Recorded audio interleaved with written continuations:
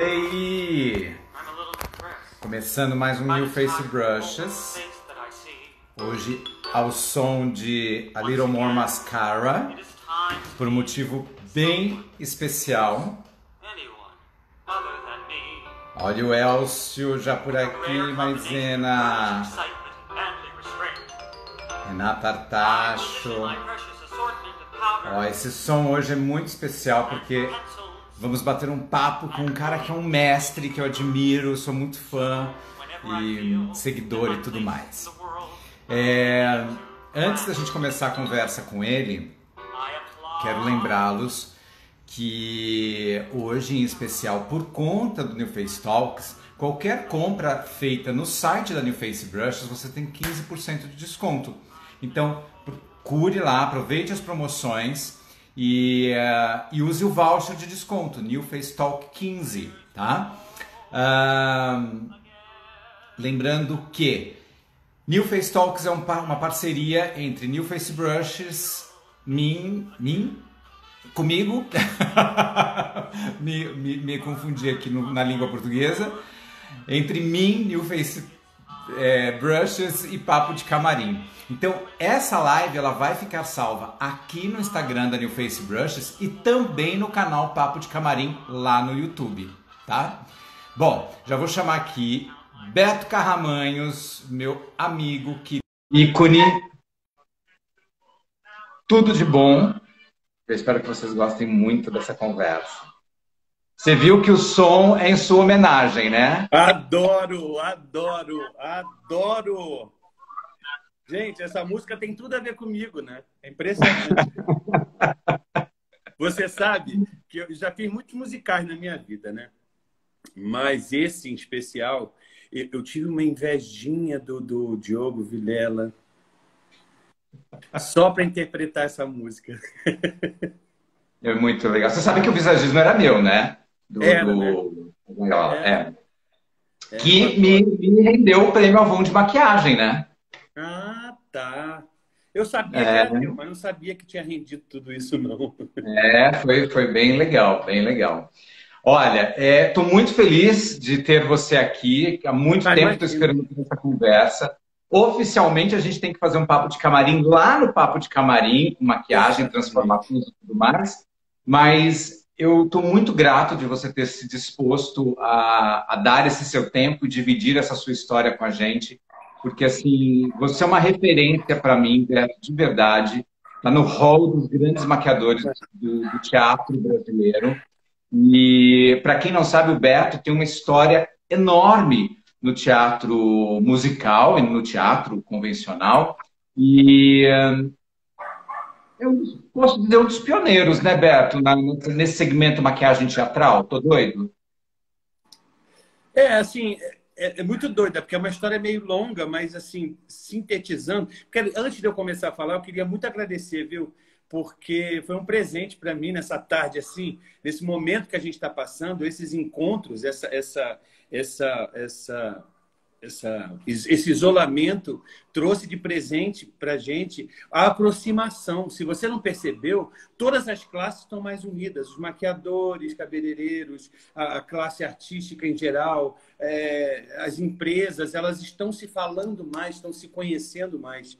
Então, isso é muito importante. Eu agradeço muito a New Face por proporcionar, você também, no Papo de Camarim. Muito obrigado mesmo pelo convite. Imagina!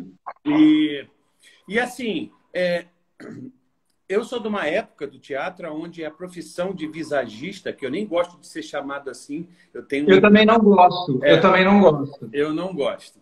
Mas assim, aconteceu no teatro de falar visagismo, e talvez, pode até ser que eu esteja errado, eu fui se não fui o primeiro, fui um dos primeiros a ser chamado de visagista de teatro.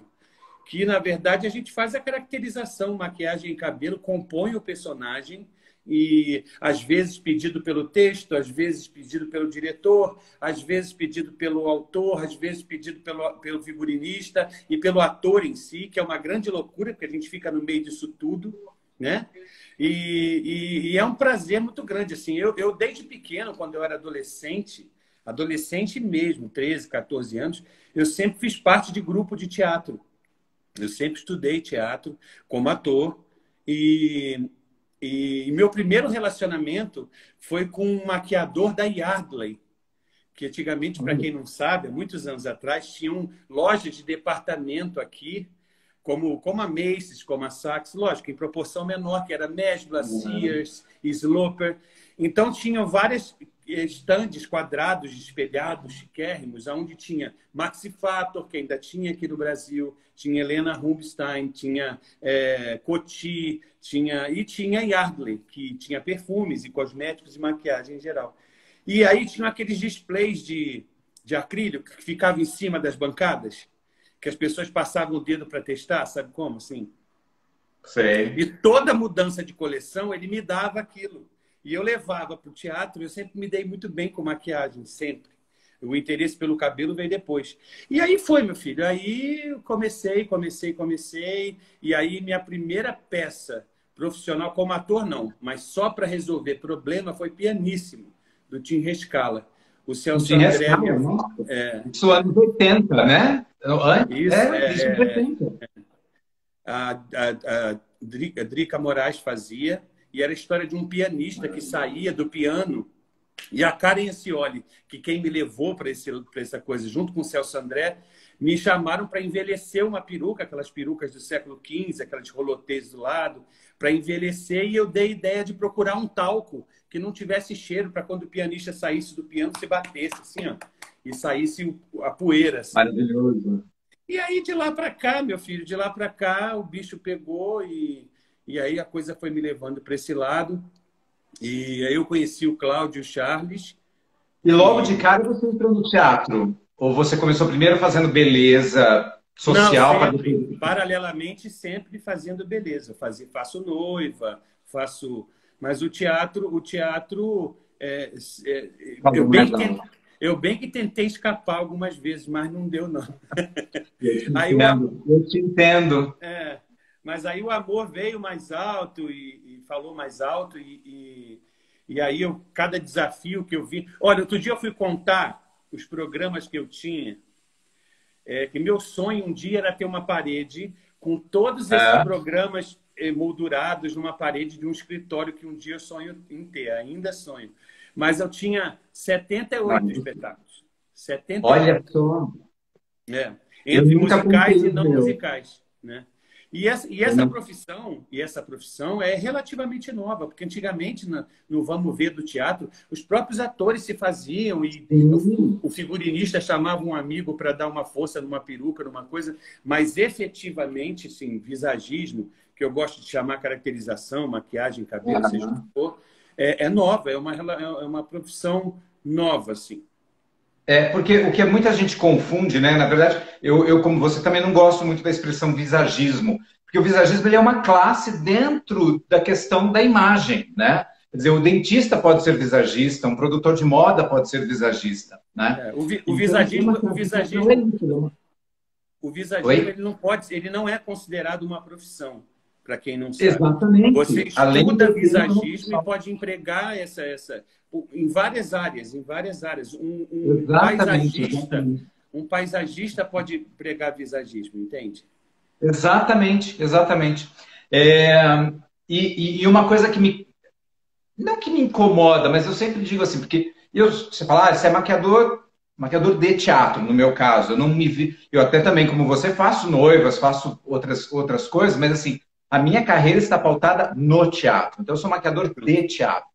E eu sempre digo que a maquiagem teatral, ela é muito diferente de você pensar numa maquiagem artística, que são aqueles efeitos brilhantes, mirabolantes e tudo mais. Estou errado em pensar assim ou não? É completamente diferente, né? Até porque você tem que pensar sempre para longe, você não pensa para perto, né? Para começar aí. Então, assim, às vezes, o acabamento, você tem que abrir mão de um acabamento, talvez em função do efeito que vai te dar, né? Assim, e fora a parte criativa, que um dos trabalhos que eu mais admiro seu foi no... Ai, minha cabeça está péssima. Aquele que você desenvolveu uma cor que ficava preto e branco. Como é o nome daquilo? Hebe, o musical. Hebe, o musical. E assim, aquilo para mim foi assim, eu sempre digo que o meu grande trabalho sempre foi aquele invisível, se é que você me entende. Quanto mais invisível for, quanto mais naturalista for a peça, e você precisa, por exemplo, o Violinista no Telhado, que é um trabalho que eu adoro, que eu amo de paixão, e assim, todas as barbas, todos os peiotes, todos os, sabe, assim, foi tudo muito bem estudado para que eu transformasse numa comunidade judaica, mas ao mesmo tempo eu não podia fazer uma caricatura, porque a caricatura para a gente é mais fácil, né? Assim, mais fácil.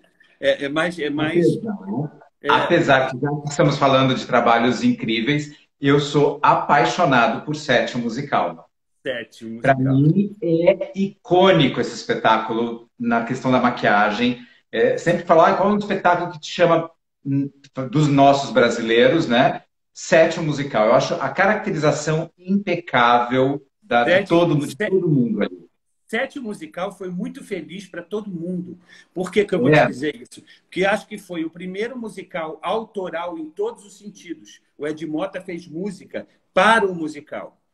Quando me chamaram, eu tinha total de liberdade de criar, junto com o figurinista, o que eu quisesse. Então, eu fiz aquelas coisas meio manchadas, meio sombrias, que era uma fábula, mas era uma fábula que misturava, era Cinderela, Branca de Neve, Bela Adormecida, era uma grande loucura. E eu tive muitos desafios nesse, porque tinha um elenco que era Eliana Pittman, Rogéria, Ida Gomes, era Maestrine, era um elenco assim. Só gente básica, assim. Zezé Mota.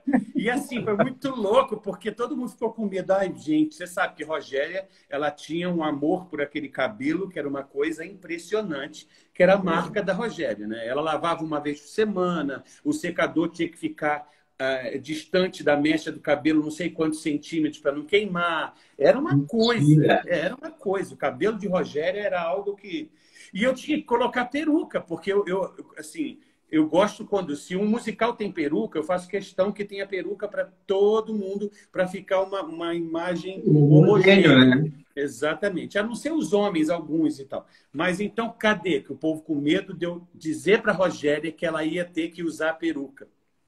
E aí vem o nosso joguinho de cintura, né? Aquela coisa de cheguei com todo amor e carinho, falei, Rogéria, aqui está o desenho do musical e tudo. Menina, ela foi super legal. Aceitou de boa, o nego ficou apavorado. E outra história que eu tenho do set é que a Eliana Pittman, conhece a Eliana Pittman, né? Aquela explosão de pessoa que continua explosiva até hoje, exuberante, quase uma drag. E ela adora um brilho, E ela fazia no set um musical, ela fazia um personagem amargurada, quietinha. Ela criava a menina. Menina, um dia estou eu trabalhando em outro lugar, toco o telefone, Beto, dá para você dar um pulinho aqui? Aí eu peguei a moto, fui lá para o João Caetano, cheguei sorrateiramente. Quando eu cheguei, tinha um banco que ficava na coxia. Estava a Eliana Pittman sentada de velha, amargurada, a tia, cheia de estrasse no rosto, Anderson. Parecia Isabelita dos Patins. Aí eu cheguei para ela e falei, Eliana Pittman, o que você está fazendo, Eliana? O que é isso? Aí ela olhou para mim e falou, Beto, é só um brilhozinho, só um brilhozinho. Ninguém vai notar. Toda trabalhada no strass. Eu tive que pedir para ela subir, tirar o strass para... É aquilo que a gente, né? Doutrinar. Eu passei algo parecido exatamente com a Débora Reis no Hebe. Ela fazendo a Hebe jovem, década de 40, todo em preto e branco. Eu entro na plateia, já cheguei com o espetáculo começado, eu vejo uma pálpebra brilhante assim em cena, ela toda cravejada de glitter na pálpebra. Meu e no intervalo, da onde vem esse glitter? Ah, é só um brilhozinho. Eu falei, brilhozinho? Eu tô na última fileira, tô ofuscado por esse olho. Como a gente passa por isso? Eu tenho uma gama de atrizes que são minhas amigas, como Gótia, como... Bom, não vou nem falar o nome de todas, mas assim, meu amor, eu viro o rosto, vou embora, acabo o musical e volto. Quando eu volto, elas estão... Você não está entendendo. Elas chegaram nas Malvadas, o cúmulo de pegar um prato com glitter vermelho, e antes de entrar em cena, elas beijavam o glitter para poder entrar em cena. E na maquiagem não tinha glitter, tá? Era assim. Mas você sabe, o Anderson, uma curiosidade, o meu universo mudou muito quando eu tive acesso a camarins lá fora, lá na Broadway, e eu vi a estrutura por trás. Aí, logo depois, eu vim e fui trabalhar na T4F, lá no Teatro Abril, que agora é Renault, que eu não sei qual é o nome mais, que eu fiz Família Addams. Uhum. Ali, quando eu entrei, que eu vi uma perucaria, com forno para poder secar as perucas. Privilegiado, né? Com lavatório, com lavanderia, se eu quisesse lavar, sabe, assim, ali eu falei, foi bom e foi ruim ao mesmo tempo, porque agora o parâmetro, quando eu cheguei no Rio, porque o Rio, por incrível que pareça, tem muito déficit nesse setor. Aí eu comecei a batalhar aqui, porque eu batalho pela nossa classe, né? Para ter uma perucaria, uma sala que seja para colocar as perucas. Porque antigamente, nossa, no Gypsy, eu enrolava a peruca debaixo da escada como extensão. Era assim, Agora não. Agora a mentalidade mudou muito, a gente está sendo mais bem respeitado, a gente faz parte de criadores. Você teve acesso a essas coxias na Broadway, eu também já tive oportunidade, tenho grandes amigos e acabo tendo acesso também lá nessas coxias. Mas falando entre Rio e São Paulo, o que você sente de prós e contras nesse segmento do teatro no geral? Assim, o que você acha que é bom para nós na nossa categoria, no Rio e em São Paulo, e o que é ruim também? Não, eu acho que em São Paulo está à frente, exatamente pelo que eu estou falando. A T4F, lá, o Teatro Abril, o Renault, ele por si só, ele pegou muita referência lá de fora em respeito, em atenção, em saber que a gente precisa de um espaço. O Rio, hoje em dia, depois de muita batalha, quando a produção vai entrar no teatro, ela separa um dos camarins para a perucaria, sabe? Ela tem esse cuidado. Mais ou menos, não todos, mas tem. O respeito, eu acho que está na nossa conduta dentro da profissão. A gente, quando exige alguma coisa, a gente tem que exigir e dar alguma coisa em troca. Então, as pessoas estão se profissionalizando mais. São Paulo, eu tenho uma facilidade de montar equipe enorme. No Rio, eu já não tenho. Então, meu sonho é que tivessem vários teatros Renault espalhados pelo Brasil, e aonde tivesse estrutura, por exemplo, o Teatro Renault, ele tem estrutura para eu ministrar aulas de perucaria, por exemplo. Sabe? O Santander, que eu estou fazendo, quer dizer, estou fazendo é ótimo, né? Mas estreiei Dana Summer lá, são teatros que construíram preparados para isso, né? E realmente a gente é muito privilegiado de ter esses espaços próprios para...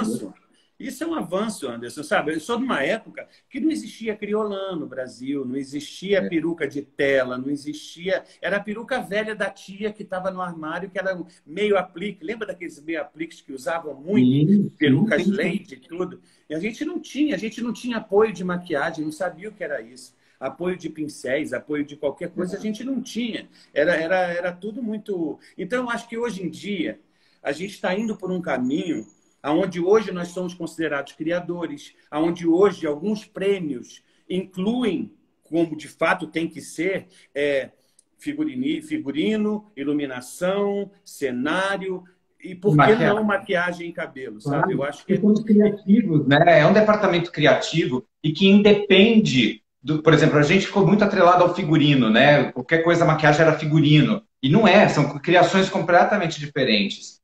Você pode fazer um espetáculo sem figurino, só com maquiagem, os corpos pintados. Mas você não faz um espetáculo sem maquiagem. Você fala assim, pode sim fazer um espetáculo sem maquiagem. Não, o ator vai passar um pó antes de entrar em cena. Mas eu vou dizer muito... Exatamente. Mas eu vou dizer muito francamente a você que isso vai muito da equipe que você está trabalhando. Eu agradeço muito ao Charles e ao Cláudio e à Tininha, o pessoal da MB, por exemplo, que eles sempre fizeram questão de colocar meu nome. Não que isso importe alguma coisa, mas é respeito pela arte, é respeito pela profissão. Dá importância que eu trabalhei muito isso aqui em São Paulo com os produtores, de ter o nome na ficha técnica principal como criativo. E os prêmios também, eu briguei muito, e eu sempre falo isso, o Marlos é testemunha Não, eu brigo enfim, até hoje. Eu brigo até eu brigo hoje. até hoje. Eu fui, antes do Bibi Ferreira existir, eu já brigava pela categoria de maquiagem, porque somos o departamento, né? Gente, tira a maquiagem do Fantasma da Ópera, tira a maquiagem do Gaiola das Exatamente. Loucas. Mas olha, posso falar? A gente está no caminho, viu? A gente está no caminho. Em pensar que há muito pouco tempo atrás não tinha nada disso. E agora já tem alguma coisa. Eu acho que esse é um caminho que não tem mais volta, porque não existe um grande espetáculo hoje em dia onde a caracterização é importante, que não pensa em um profissional para isso. Pensou num profissional para isso, ele é um criador. Claro, Né? claro. Assim como eu acho, desculpa te interromper, como tem que ter prêmio para camareira, que às vezes a gente tem que ensaiar a cena na coxia, para quem não sabe, a gente ensaia a cena na coxia como se fosse a cena lá, para poder, na boca de cena, para poder dar tempo. Você fez o Família Addams, não deve ter sido diferente do que foi o Fantasma da Ópera. Eu trabalhei no Fantasma da Ópera. Uma semana só de ensaio de camareira, de troca de figurino. Uma semana só de ensaio de cenário. Tudo bem, o dinheiro é outro, o tempo é outro e tudo mais. Mas se você quer qualidade, você tem que privilegiar esse profissional, né? Você tem que valorizar o tempo dele, o trabalho dele. Exatamente. Eu no Família Addams trabalhei com a Simone Momo, que é uma gênia. Assim, ela comanda muito bem aquele Teatro Renault como ninguém. Assim. E nós trabalhamos juntos. E foi uma grande loucura, porque nós trabalhamos com os diretores americanos. Porque a Família Addams não foi muito bem em São Paulo. Não foi muito bem em Nova York, assim, na Broadway. Não teve um grande sucesso. Então, uma das cláusulas de venda dos direitos para cá, se eu não me engano, posso até estar falando besteira, se a memória não falha, mas foi os diretores virem e fazerem as adaptações necessárias que eles achavam que deveriam se fazer. Aí, tanto é que a Bíblia, que é aquele livro que a gente trabalha, que, para quem não sabe, quando um musical é comprado, pronto, ele vem com a Bíblia. Às vezes, com algumas perucas, vem na bagagem e algumas vezes a gente tem que fazer. Mas está tudo ali naquele livro, como deve ser feito, a cor que deve ser feita, como deve ser enrolado, etc, etc. Que aí é outro tipo de trabalho. Você faz uma reprodução e coloca o seu toque. Né? E eu me lembro que a gente sofreu muito, porque tinha dias que era só teste de maquiagem. Assim, só teste. Tinha dias que era só teste de perucaria. Então, a gente... Assim, foi muito bom, porque o parâmetro meu de qualidade ficou aqui em cima, porque o grau de exigência. Mas eu tive coisas excelentes. Tinha um menino que ele era o cara de figurino que veio chefiar a caracterização. Chefiar não, organizar a caracterização. E ele falava, great, but not for the show. Great, but not for the show. E eu me lembro até hoje que eu fiz um menino que não queria raspar a cabeça, que quem fazia o papel principal do Fester, Fester, se não me engano, o personagem, era o Galvão, que é o tio Chico, né, pra gente. Assim. E ele já é careca. E o outro sub dele, o alternante, o sub, não me lembro, ele não queria raspar a cabeça. Então, o cara cismou que queria trocar o ator. Eu falei, não, gente, vamos botar um bold cap nele, vamos botar uma careca falsa. Ai, não vou gostar, o americano. E aí eu fiz com todo o carinho do mundo, aquele negócio todo, tal, e etc. Quando eu fui para o palco para mostrar para ele, ele olhou, ficou incrédulo com aquilo, sabe? Tipo, great. Funcionou, né? Great. Hã? Funcionou, né? E ele começou a dar muito pitaco. E eu vendo que o negócio estava bom, ele falava assim, great, but not for the show, a little more, little more. Aí eu ia lá dentro, pegava o pincel que não tinha nem produto, o pincel estava limpo, fazia assim. Aí eu voltava e ele falava assim, agora sim, agora tá ok. Eu falei, peguei a dele. Aproveitando isso que você está falando sobre profissionais, Clóvis, obrigado pelo elogio do cabelo grisalho. Temos vários amigos aqui, gente da área, participando com a gente aqui. Mas você é lindo, né? Você é lindo. Deus foi generoso com você. Maquiagem, né, Bobo? Maquiagem. Maquiagem dos pincéis da New Face Brushes. Quero R$100 no Face. Olha só, não, eu tenho que conhecer esses pincéis que eu não conheço. Eu vou fazer uma compra, porque, aliás, agora a gente precisa ter pincel triplicado, quadriplicado, né? Porque não dá mais para a gente só fazer uma higienizaçãozinha e até arrumar essa E ele vacina. tem uma linha vegana que eu amo de paixão. É uma linha pequena. Eu fico chorando para eles aumentarem o número de pincéis. Mas uma linha vegana que é incrível, feita de fibra ótica. Cara, maravilhosa. Olha só, a Clicker fez uma pergunta que cai muito sobre isso que a gente está falando sobre os profissionais, que em São Paulo você acaba tendo mais facilidade de montar as equipes, no Rio nem tanto. Agora, a gente vê muitos cursos de maquiagem, né? Mas pouquíssimos cursos de perucaria. Por que que é tão escasso assim o mercado de perucaria no Brasil? Porque a profissão ainda não é reconhecida, é só por isso, assim, sabe? A gente tem o Feliciano, por exemplo, eu tenho várias pessoas que fazem peruca para mim. Feliciano quase nunca, porque ele está sempre ocupado, né, entre Espanha, Argentina, Brasil, ele é uma loucura. Mas, assim, a perucaria, eu precisaria eu ter um espaço, como, se Deus quiser, um dia a MB vai ter, um espaço, uma coisa enorme, que eu pudesse ministrar cursos e formar pessoas. Porque fazer peruca... Quando eu fui na perucaria do Wicked, eu fiquei louco, louco. Assim, eles têm uma sala fora da perucaria. Imagina uma mesa de corte de costura. Você triplica esse tamanho dessa mesa. E ficam os peruqueiros, não o peruqueiro que enrola, que penteia, quem faz peruca. E aí você, como visagista... diferentes, né? Quem penteia não necessariamente sabe confeccionar, né? Exatamente. E assim, e aí eles têm um desenho ali e eles fazem a peruca, eles juntos, assim, eles fazem no próprio teatro. Olha o sonho que seria isso.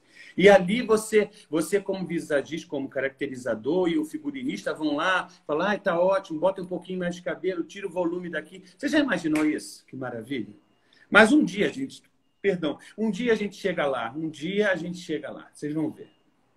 Roberto, e assim, bom, se a gente ficar falando de teatro, a gente vai ficar 10 dias falando de teatro. Agora, o que talvez algumas pessoas aqui não saibam é que você teve uma migração aí para a televisão muito bacana. Você tem um quadro, né, participa junto com outros profissionais do Você Mais Bela, não é isso? Não, tapa no visual agora. Era antigo Você Mais Poderosa, aí a Avon saiu. A Avon que eu gosto mais do Você Mais Poderosa. Mas a Avon, ela detinha os direitos do nome. Ah, por isso. Como que aconteceu essa transição? Quando é que surgiu o convite? Assim, em paralelo a isso, eu fui dando, depois que passar dos anos, eu fui dando vazão ao meu lado ator, né? Que eu gosto muito. Montei minha peça há pouco tempo atrás, fiz seriado na televisão no Multishow, Acredita na Peruca, eu fazia drag. E aí vão pintando as coisas, E tinha uma produtora lá na Globo que sempre me chamava para várias coisas. Lembra naquele No Limite? Sim. Lembra? Ela vivia me chamando, falei, querida, eu era jovem na época, né? Falei, querida, não vai dar, eu tinha minha mãe para cuidar, como é que eu vou viajar, passar tanto tempo, enfim. E aí, um dia ela me ligou e falou assim, Beto, eu vou te chamar para um quadro lá na Ana Maria que você vai amar, que é dentro da sua casa, chama-se, ai meu Deus, Jogo de Panelas. E aí, no Jogo de Panelas, eu fiz... Né? Isso, que cada um tinha uma coisa diferente. Você tem que ter um tema, você faz um jantar temático, as 4 pessoas vêm jantar na tua casa e você vai jantar na casa das 4 pessoas durante a semana. E foi muito divertido, foi muito bom, foi excelente. Eu fiz comida de boteco. E aí, com o tempo, rapaz... Aí passou um tempo, eu estava ensaiando uma peça como ator, e aí toca o telefone para uma outra, o Máriozinho, que era o diretor da época. Eles tiveram um concurso interno para transformar o Tapa no Visual em algum outro programa ligado à transformação que a Avon tinha encomendado. A Avon era patrocinadora. E aí criaram Você Mais Poderosa. E aí me chamou a Vivi, a Vivi, que é a diretora-geral, e com a Tati Abrantes, que virou minha diretora para sempre, assim, fala, ô Tati, você já viu esse menino aqui? Esse menino... Aí ela me ligou, Beto, eu queria alguém que fosse assim, exuberante, extravagante, assim, pintosa, para dizer. Eu olhei e falei assim, Como assim? Nossa! Eu falei, que isso? Também nem tanto, né? Eu sei, meu filho, que aí eu adorei, porque eu adoro desafio, né? Quando você fala, Beto, vem fazer uma coisa que você nunca fez, você é capaz? Aí eu penso, será que eu sou capaz? Aí se eu acho que eu sou capaz, eu vou e mergulho de cabeça. Ó, E a Cris depois? perguntou uma coisa pra gente aqui, se a gente sente falta desse formato de programa. Você sente falta de mais transformações na televisão? Não, não sei se eu sinto falta de mais programas. Eu sinto falta de ajuste em alguns programas que já existem. Tem programas que eu acho muito mornos, isso é opinião minha, tá? Tem programas que eu acho um tanto quanto agressivos, tanto lá de fora quanto daqui. Eu acho que tem maneiras e maneiras de você impor uma melhora na pessoa. É. Então, eu acho que tem uns que não me agradam muito no sentido da agressividade com que tratam a participante. Eu chamo de personagem, né? A gente chama lá de personagem. Sim. E lá quem escolhe são eles, não somos nós. Quem escolhe Você sabe que pelo simples...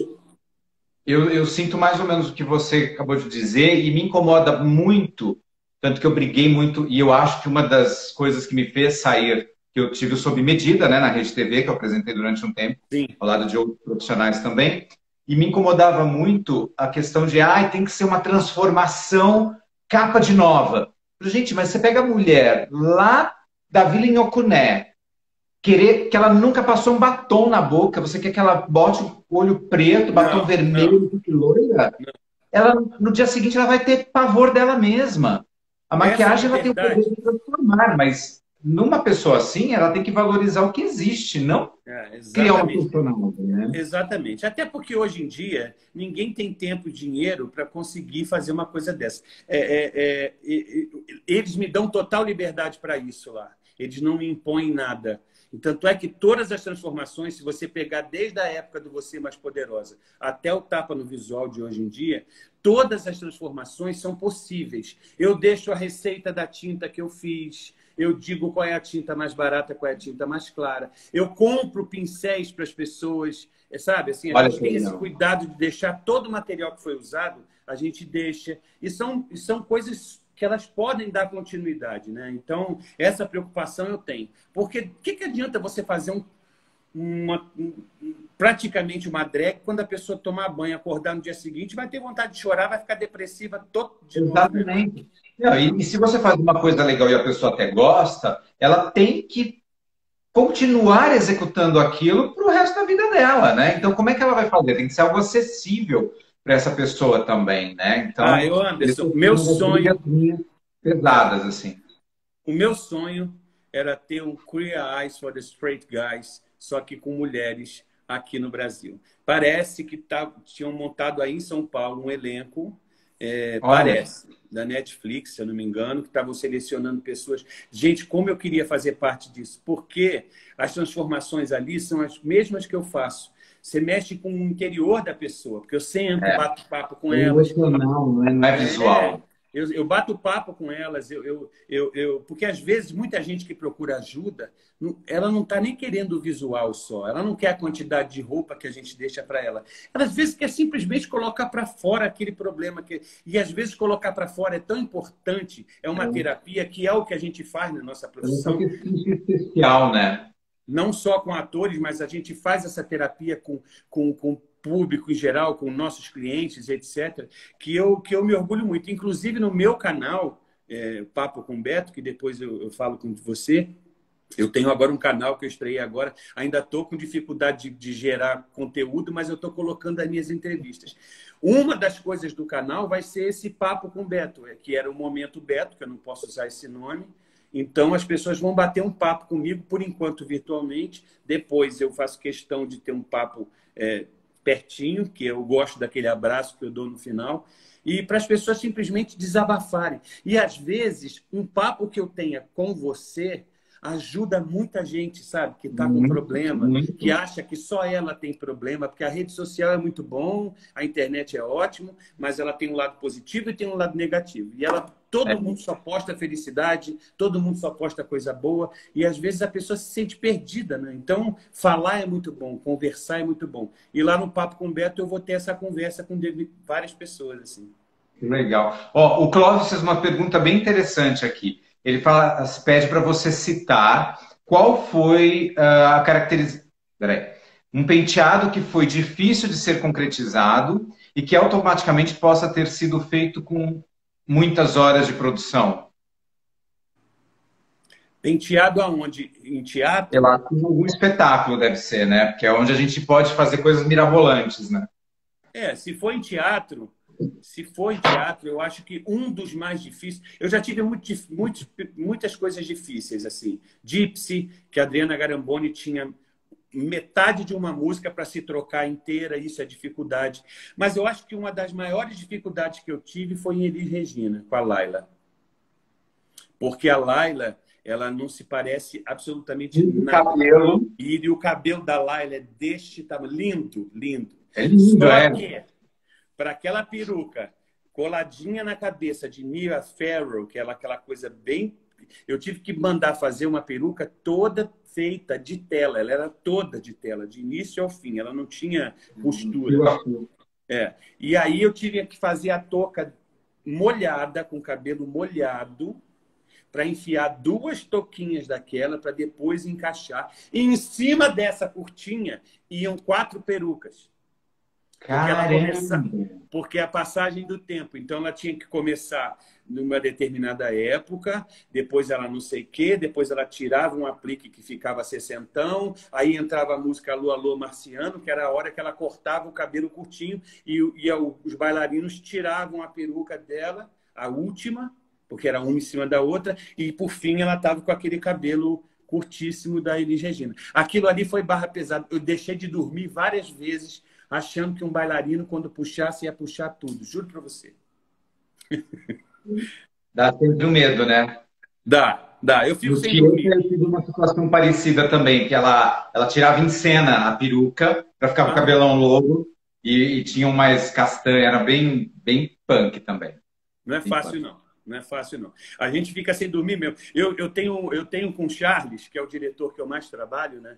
Eu tenho não é o nome daquilo? Uma rotina? Não é rotina, sei lá. Se eu não chega a hora que eu olho para ele e falo assim, agora não vai dar não, meu filho, a gente exagerou. Vamos embora para casa, fecha o teatro, diz que não vai dar mais. E não tem um espetáculo que estreie que eu não chego para ele e falo assim, Charles, que horas eu entro? Sempre é isso. Se eu não falar isso, o espetáculo não vai ser sucesso. São essas maluquices da gente, né? Assim. Claro. Você tem uma parceria de muitos anos com Charles Miller e Cláudio Botelho, né? Quantos anos já de trabalho? Você fez todos os espetáculos deles, não? Quase todos. Eu não fiz Hair eu não fiz, porque eu estava num momento de pânico. Eu falei, não quero mais teatro na minha vida. Charles, me deixa, me larga. E aí ele fez Hair, fez lá com não sei com quem, não me lembro. Não fiz Cristal Baccarat, eu não fiz, mas o resto acho que eu fiz todos. Assim, tem muitos anos, porque eu fiz As Malvadas, né? Que praticamente foi o primeiro deles, que era maravilhoso. O Teatro Delfim, e um elenco maravilhoso. E eu aprendi muita coisa. Eu aprendi de teatro com eles. Eu posso ser privilegiado, eu posso me dizer que eu sou uma pessoa privilegiada por eu aprender tudo que eu aprendi dentro do teatro, ali, fazendo, né? Nesses 28 anos, ou 30, não sei. Mas As Malvadas foi o primeiro. As Malvadas... Eu não sei se o primeiro deles tivesse sido Company. Não. Foi As Malvadas. As Malvadas, no antigo Teatro Delfim, esse espetáculo era uma coisa impressionante. E eu aprendi muito. Meu sonho era fazer, porque eu já tinha viajado, né? Meu sonho era fazer um musical que tivesse camiseta. E a gente não tinha dinheiro nenhum para nada. A gente dividia cachorro-quente na porta do teatro. Era tudo muito pobrezinho. E eu me lembro... Agora está aqui presente, Gotcha! Ela falou assim, foi a primeira direção deles em musical. Foi. Teve os Fantásticos também, antes disso, no antigo Teatro Arena, que quem fazia, se eu não me engano, era Chiara Sasso. Depois veio As Malvadas, que aí foi o grande divisor de águas, sabe? Assim, ali começou a volta do musical mesmo, musicalzão no Brasil. Isso que não existia, não tinha. E eu me lembro que assim, eu fiz do meu bolso 1000 camisetas escrito A Malvada. As Malvadas, com um batom, que era uma coisa que era bala do revólver. Menino, quando chegaram essas camisetas, eu falei, agora eu estou na Broadway, eu estou fazendo um musical que tem camiseta. Eu fiquei doido. Eu preciso abrir um parênteses aqui. A Renata Tacho, que é lá de Curitiba, ela tá amando esse papo nosso, mas ela tá bem de olho nos frascos ao fundo da sua sala. Ah, eu sou louco por vidro. Vidro e caixinha. Garrafa, para ser mais específico. Então, eu faço coleção de garrafas. Então, assim, aquelas ali são só as transparentes. Aí tem as coloridas que eu guardo em outro lugar. Beto, você sendo tão maníaco assim, né, por ter esses hábitos, essas coleções, em termos de maquiagem, de material, o que você não abre mão no seu kit de maquiador? Ixi. Maquiagem teatral. Ai, tem algumas coisas. Mas o que eu não vivo sem, o que eu não vivo sem o delineador em gel, que eu adoro, seja de qual marca for, quer dizer, umas melhores, outras não tão boas, mas eu gosto muito do delineador em gel, porque você consegue o traço preto, preto, preto, preto, e ele seca e não sai. Eu gosto muito. Se quiser esfumar, dá tempo, né? Se você for rápido, você consegue até esfumar. Se você for muito rápido, você consegue esfumar. Eu amo, assim. Outra coisa que eu amo, eu gosto muito do claro e do escuro, sabe? Eu sou muito do claro e do escuro. Eu não sou eu gosto muito do Fixing Pounder. Eu acho que eu adoro o Fixing Pounder. Eu acho que eu me sinto seguro. Eu não abro mão também. O Fixing Pounder. Eu prefiro o Fixing Pounder do que o Fixing Spray, porque o spray também é bom. Mas se você me falar, você tem que usar um só, eu vou para o Fixing Pounder, direto, assim.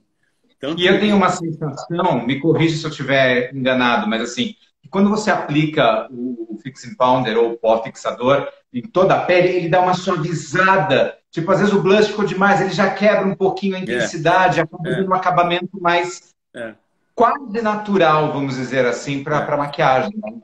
Eu não abro mão disso, assim. Para teatro, eu acho que isso também. De maquiagem, eu acho que é isso.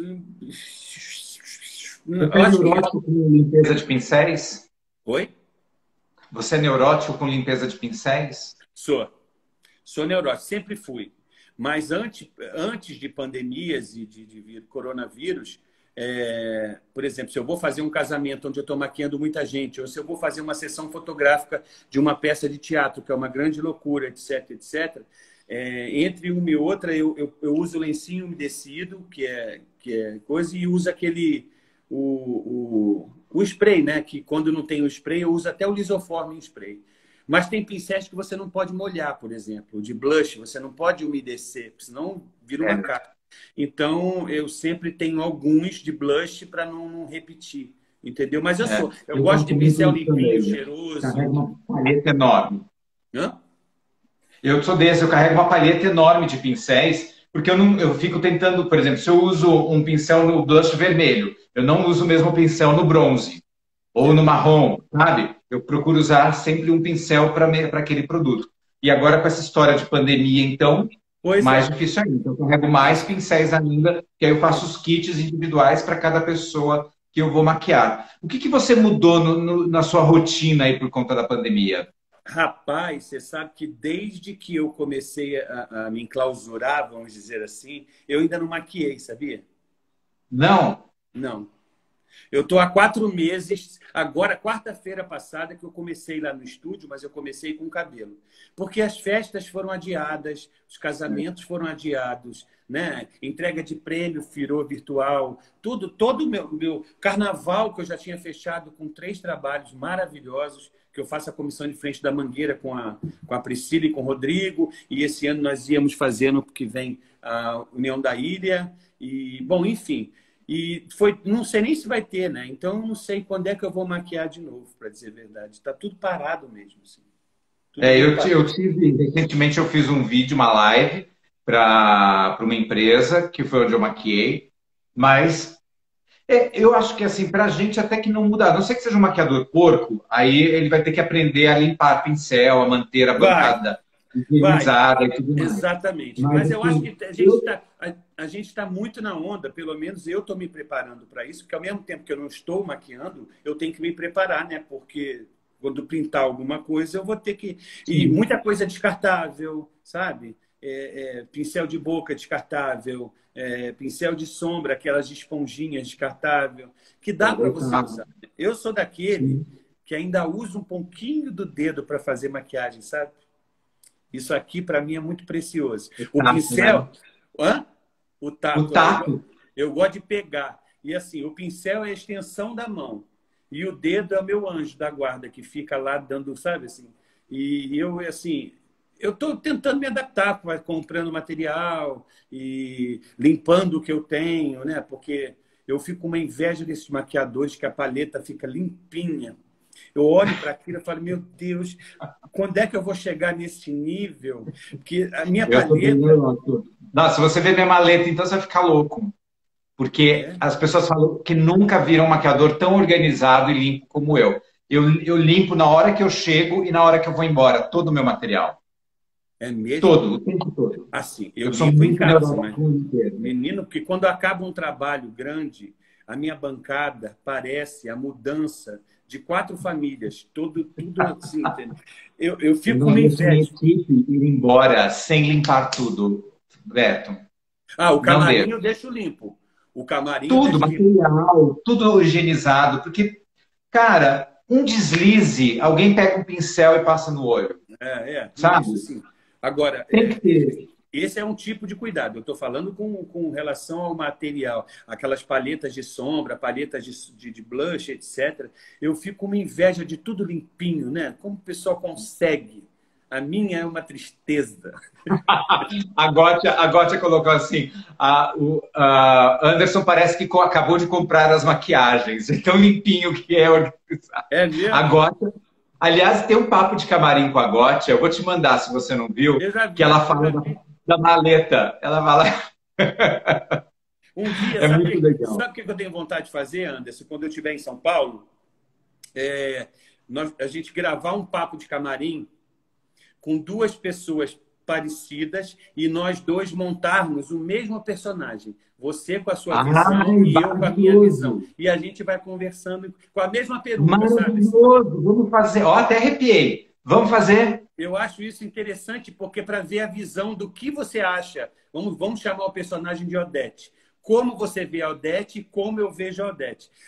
Maravilhoso! Alguém vai dar o briefing para a gente para dizer o que é o personagem, o que ela faz, como ela é. Você monta num lugar, eu monto no outro e a gente vai batendo papo. Maravilhoso, Beto. Vamos fazer. Vamos. Essa ideia é sua e esse programa é seu. Tá. Essa Ninguém pode ideia é roubar, ótima. não, hein? Ninguém pode Não, roubar essa ninguém. ideia. Nós dois fazermos isso. Ó, o Clóvis está super participativo. Ele mandou uma pergunta aqui ótima Olha, para a gente verde, Cláudio. começar a caminhar para o final. Que não parece, mas já se passaram 50 minutos. Já? Meu Deus do Já. céu. Ele fala assim: todo ofício tem seus prós e contras, isso é inegável. Mas queria saber de cada um de vocês se houve algum momento de maquiar ou fazer o cabelo de alguém que a pessoa foi desagradável e exigente. Não precisa dar nomes, óbvio. Mas se quiser também, a gente gosta de saber quem foi. Nossa, até me deu um calor. Quem que fez? É Clóvis, né? É Clóvis o nome É. dele? Eu vou responder primeiro. Clóvis, a gente mexe com uma raça chamada ator. Então, a vaidade está muito presente nessa raça chamada ator, que eu posso me incluir nessa. E existe todo tipo de vaidade. Existe aquela vaidade construtiva e aquela vaidade que te atrapalha. Eu acho que um ator que é ator, ele tem que se despir de qualquer vaidade para encarar um personagem, entende? E é claro que, diante de tanta vaidade, a gente vai ter problema com um, com o outro. Às vezes a pessoa não gosta, às vezes a pessoa... eu já botei gente na equipe para cuidar da peruca de um determinado espetáculo, que me chamaram logo em seguida dizendo para eu arrumar um outro, ou então substituí-lo imediatamente porque a atriz não tinha gostado do menino. Eu já tive personagem que tinha que se caracterizar inteiro de uma cor totalmente diferente. E aí a pessoa não se adaptou, dizendo que tinha problema de pele, e depois eu fui descobrir que não era pele, era porque não estava sendo reconhecido, sabe? No final, sabe essa coisa? Ele. Então, assim, ou seja, eu já tive vários tipos de problemas, mas isso é normal, a gente tem que contornar, faz parte do nosso trabalho. O importante é que os prós da coisa é que eu já vi muito ator encontrar o personagem de verdade e se sentir confortável depois de que se viu pronto. Isso é o maior pagamento que a gente tem. Porque às vezes tem um ator... com celular em Hairspray. Isso. Eu coloquei a prova de peruca, aí a franja desmontava e não estava... Sabe quando você monta e ela não fica direito? E toda hora ela dava uma despencada. Eu falei assim, não, a gente vai se resolver com isso. A Edson falou, não, deixa ela despencar, eu vou usar ela a meu favor. Não é maravilhoso? É maravilhoso, maravilhoso. Maravilhoso. É muito... Bom, no meu caso, eu tive duas atrizes em situações diferentes, porque o ruim de quando elas estrelam novela na Globo é que elas querem ficar lindas pro resto da vida, né? Pro resto da vida, exatamente. E aí, nada ficava bom, nada chegava num determinado lugar, e uma porque era problema da peruca, a outra porque não queria parecer muito velha, e ela fazia um papel mais velha. Então, isso me deu um pouco de trabalho. Simplesmente cheguei e falei, levei as duas para a direção, falei, olha, o problema é esse, elas não querem, o que a gente faz? Na cara delas. É. E aí, você vai ficar brigando? Eu vou me desgastar? Não. Cansei. É muito não complicado. É muito complicado, nossa senhora. E aí já chegou o espetáculo do Charles chegar para mim e falar assim, Beto, deixa fazer do jeito que ela quiser, deixa entrar do jeito que ela quiser, tá ótimo. E isso influencia direto no nosso trabalho, né? Você imagina nesse trabalho brilhante que você fez em Hebe, que aquilo ali, eu não sei de onde você teve aquela ideia, porque aquilo ali é coisa de... Eu não sei se alguém soprou no teu ouvido, um espírito de luz, porque... Não, foi uma coisa incrível, Beto. Assim, eu sempre falo que é uma coisa de Deus mesmo, né? Porque quando o Miguel falou que ele queria todo mundo preto e branco, você está na reunião, preto e branco, e eu fiquei matutando preto e branco, preto e branco, preto e branco. Ele não falou, olha, eu quero aquele visual de TV antiga. Ele só falou, eu quero todo mundo preto e branco. Eu já fiquei imaginando um monte de palhaço em cena, né? Com aquela coisa, pele branca e tal. Nossa, mas é tão estranho. Aí eu vi a proposta do figurino, que era um pouco disso, mas tinha coisas coloridas por conta do segundo ato, mas na conversa eu não tinha entendido que era isso. Vim para casa pensando no preto e branco que ele queria. E olha como Deus é maravilhoso. Eu tenho um livro sobre a história da Vera Cruz na mesinha de cinto da minha casa, que não é aqui, quando eu estava na praia, que é esse daqui, ó. Cheguei em casa, abro a porta, me dou de frente com este livro. Ai, que maravilha. Preto e branco. Uhum. E cinza. Não é preto e branco que ele quer, é cinza. O efeito preto e branco. O que eu fiz? Comecei a manipular. Essa é Tônia Carreiro. Esse é um livro que conta a história da Vera Cruz. A Vera Cruz, para quem não sabe, foi a maior produtora de cinema do Brasil. Eles estavam achando, juravam que iam virar uma Hollywood, ou então Metro Goldwyn Mayer. Mas você sabe que nesta época nós produzíamos mais filmes que Hollywood, né? Eu sei. Pena que a nossa cultura e nosso governo não incentivam isso, né? Que poderia ser um grande... também, né? Porque lá eles nem tem incentivo do governo, é tudo particular, não tem lei de incentivo. Só que as pessoas investem, né? Aqui você vai pedir qualquer R$1 de apoio para um espetáculo de teatro, o povo não quer dar. Porque talento e artista a gente tem para isso. Mas, e muito, né? E muito. E aí daí você tirou que era cinza, né? E aí eu falei, cinza. Aí comecei a manipular os produtos, preto e branco, né? Para chegar na tonalidade cinza. Só que aí eu testei uma marca que ficou bem pesado, ficou meio clown, quase. E o Miguel, não é essa textura. Aí eu testei 8 marcas diferentes, Beto. Eu fiz isso. Para ver qual textura ia dar. E olha o que maravilhoso.